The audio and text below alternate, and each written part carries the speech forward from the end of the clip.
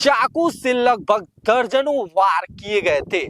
उसका पैर तक भैया काट दिया गया था। मरले बा बाकी जब जांग कटले बड़ा तब गई गिरल बा हमर लइका। हाँ जंगिया काट दिया ले जांग कटले बड़ा तब लइका उस जगह पे भी ले चलेंगे और ये भी दिखाएंगे कि किस तरीके से जो है वहां पर जो खून से लथपथ वो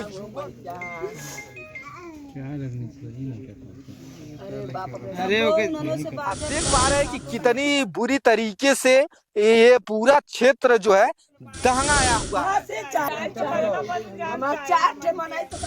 शुक्रवार की रात एक युवक अपने घर से तो निकलता है लेकिन वह घर वापस नहीं लौटता है।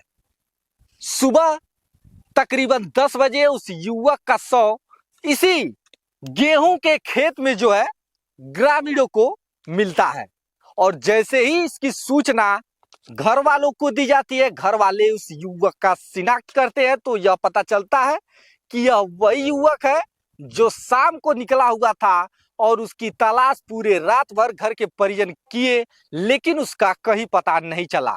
आखिरकार उसकी हत्या कर दी गई और हत्या करके उसके शव को जो है इसी गेहूं के खेत में ला करके फेंक दिया गया। क्या है पूरा मामला, इस पूरे मामले के तह तक हम जाएंगे और इस समझने का प्रयास करेंगे कि आखिर इस इतनी बड़ी घटना के पीछे की असल वजह क्या है।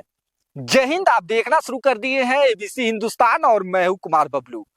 तो साथियों मैं बता दूं, गोरखपुर जिले के गोला थाने क्षेत्र में ही एक गांव लगता है जिसका नाम है खिरकीटहा दुबे।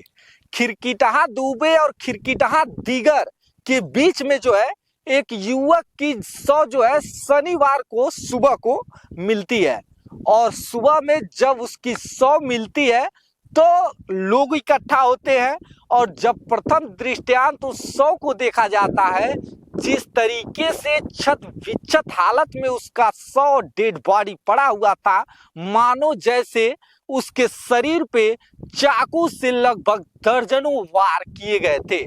उसका पैर तक भैया काट लिया गया था। हम उस जगह पे भी ले चलेंगे और ये भी दिखाएंगे कि किस तरीके से जो है वहां पर जो खून से लथपथ वो युवक है वो पड़ा हुआ था, संघर्ष किया लेकिन वह जो है जान अपनी नहीं बचा पाया।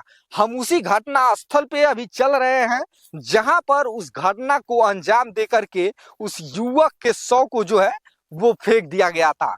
अभी हम उसी गेहूं के खेत में मौजूद हैं जहां पे शनिवार को एक युवक की हत्या की जाती है और हत्या करके जो है बताया जा रहा है कि यही वो स्थान है जहां पर उस युवक को ला करके फेंका गया था।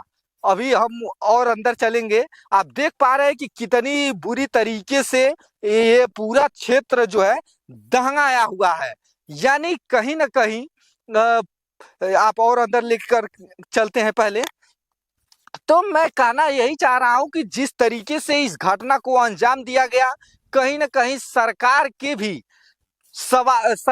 पे भी ये सवाल खड़ा होते हैं कि जिस तरीके से कहा जाता है यह वही जगह है, आप देख पा रहे हैं, जहां पे उस युवक की निर्मम तरीके से हत्या करके उसके शव को जो है फेंक दिया जाता है। अब हम बात करते हैं कि जो कहा जाता है कि सरकार जो है जीरो टॉलरेंस की नीति पर काम कर रही है, लेकिन जब इस तरह की घटनाएं मुख्यमंत्री जी के गृह जनपद में अगर देखने को मिलती है तो क्या आप कहेंगे कि सरकार कितनी कामयाब है उस जीरो टॉलरेंस की नीति पर। जिस तरीके से ये घटनाएं आए दिन देखने को मिल रहे हैं, चाहे वो गोला थाने क्षेत्र का हो, चाहे सिकरीगंज थाने क्षेत्र का हो, चाहे मैं बता दूं चिलुआताल थाने क्षेत्र का हो, चाहे कैंपियरगंज थाने क्षेत्र का हो, चाहे मैं बता दूं रामगढ़ थाने क्षेत्र का हो। मतलब गोरखपुर में अगर बीते 2 महीनों की बात की जाए तो हत्याएं जो है आम नजर आएंगी आपको। हत्याएं करना अपराधियों के लिए आम बन गया है। आखिर प्रदेश कब राम राज्य बनेगा? जिस तरीके से आए दिन क्राइम बढ़ते जा रहे हैं, कहीं ना कहीं सरकार पे भी सवाल खड़ा करता हुआ नजर आ रहा है। बाकी इस पूरे घटनाक्रम को लेकर के मैं बता दूं कि कुछ दिन पहले इस युवक का एक वीडियो भी सोशल मीडिया पे वायरल हुआ था। वो वीडियो क्या है? उस वीडियो में क्या कुछ कहा जा रहा है उस युवक को, जिसका नाम जो है सत्यम, जिसकी उम्र लगभग 22 वर्ष है। उसको डराया जाता है, धमकाया जाता है और उसको जो है मारने की भी धमकी दी जाती है। अब सत्यम सहमा हुआ था, लेकिन शुक्रवार की रात में वो घर से किस लिए निकला था और उसको कहां से उसको कैचअप किया गया, कहां से लोग उसको पकड़े और कैसे उसकी हत्या की गई, बाकी ये पूरा विषय तो जांच का है। लेकिन अब देखना होगा कि प्रशासन कितनी एक्टिव होती है इस केस को लेकर के, कितनी गंभीरता से जांच करती है, कब उन मुख्य अपराधियों को ढूंढ निकालती है। जो अभी सूचना मिल रहा है कि कुछ लोगों को गिरफ्तार भी किया गया है, लेकिन अब देखना होगा कि इस पूरे घटना का पर्दाफाश प्रशासन कब करती है।